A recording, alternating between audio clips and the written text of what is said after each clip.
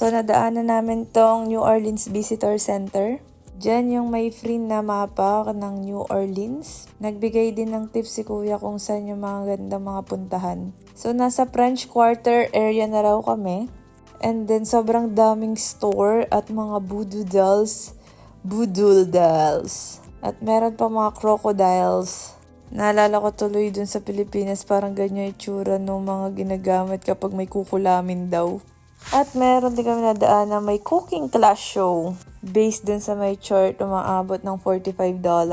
At nadaan din kami sa Historic New Orleans Museum. Libre. Free entrance. Napakalaki. Halos maubos yung oras namin dito. Kala ko gagabihin na kami. Ang dami lahat ng mga madadaanan mo. Worth picture taking. At ito, sa katedral, nadaan kami sobrang ganda at ang taas. Kahit umuulan, walang makapigil sa amin sa paglalakad. At meron din kaming nakita sa mapa or Google Map. Or pwede nyo rin gamitin yung nabigay ni Kuya dun sa may visitor center na French Market.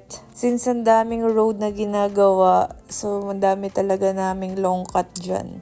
Para siyang Tianggian, mas mura siya kesa dun sa mga nakikita namin na physical store or yung may sariling store.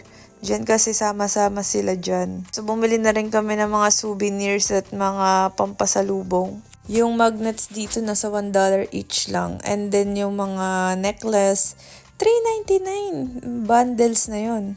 Sa iba maabot ng doble yon, $8. Tas $6 yung magnet. Tsaka sobrang lamig talaga ngayong January. Don't forget yung jacket nyo at saka yung raincoat. Ingat!